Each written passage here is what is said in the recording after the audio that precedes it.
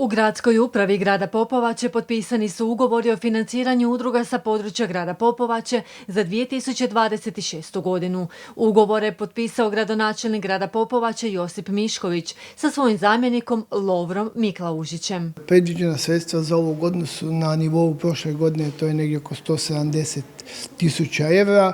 Rasponi financijskih dotacija su od 1.000 do 9.000 evra, ovisno o projektu i veličini udruge, i u ovom času potpisujemo negdje oko 50 ugovora koji ćemo danas podijeliti svima onima koji se javili na natječaj koji grad Popovača raspisao za financiranje udruga na svom području. Na javni poziv svoje programe i projekte prijavljivale su udruge iz područja kulture, socijalne i zdravstvene skrbi i humanitarne djelatnosti. Udruge proistekle iz Domovinskog rata, tehničke kulture, poljoprivrede te drugih područja od interesa za opće dobro. Vatrogasna zajednica i zajednica sportskih udruga se financiraju preko svojih zajednica i one nisu predmet ovog dijela gdje je grad Popovača, evo kad ste već spomenuli za vatrogastvo, prošle godine smo izdvojili gotovo $500.000, ove godine je to negdje oko 300.000 evra.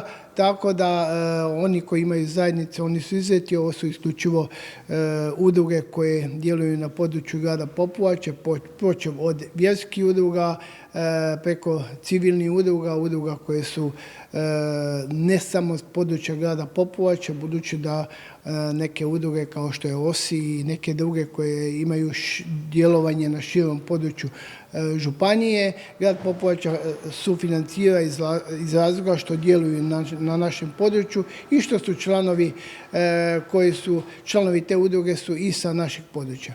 Tako da smo evo ovim potpisivanjem i ovima sredstvima osigurali sredstva za sve one udruge koje su aktivne, znači one koje su svoje zakonske obaveze prema Zakonu o udrugama ispunile, bit će financirane od strane grada Popovača, znači nijedna udruga koja se nije prijavila, nije prošla na natječaj, sve udruge će dobiti određena sredstva. Ponavljam ponovo o veličini projekta koji su prijavili i jasno veličini same udruge.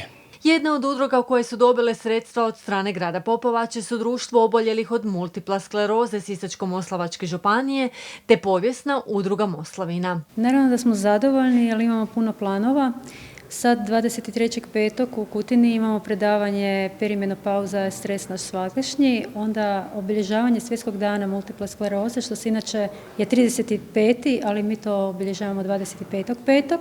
S tim da ćemo 29.5. imati postavljenih 10 stolica, tek toliko da se vidi da je multipla nevidljiva, da ima toliko simptoma da se na nama to ne vidi i čisto da porazgovaramo sa ljudima i podijelimo naše iskustva. Kroz godinu radimo tako na projektima. Evo trenutno prostor uređujemo jer zaposlili smo fizioterapeutkinju preko MSNet 2 projekta i sada radimo sa članovima, vode se vježbe i razgovori, naravno imat ćemo razgovore i sa psihologicom. Pa evo, znači Povijesna udruga Moslavina stvarno evo od početka našeg rada, grad Popovača nas itekako prati.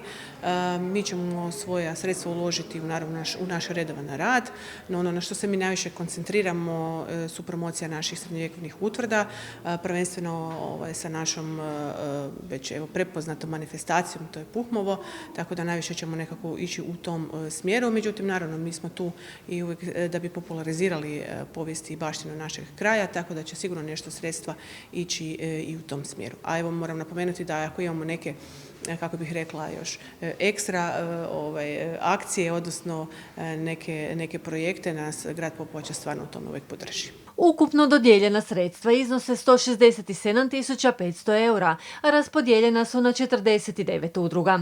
Grad Popovača kontinuirano brine o radu svojih udruga kroz financijsku potporu, osiguravanje prostora za djelovanje te poticanje projekata koji doprinose društvenom, kulturnom i sportskom životu grada. Grad aktivno surađuje sa udrugama i prepoznaje njihov značaj za zajednicu, pružajući im podršku organizaciji događanja, edukacija i aktivnosti za građane svih generacija.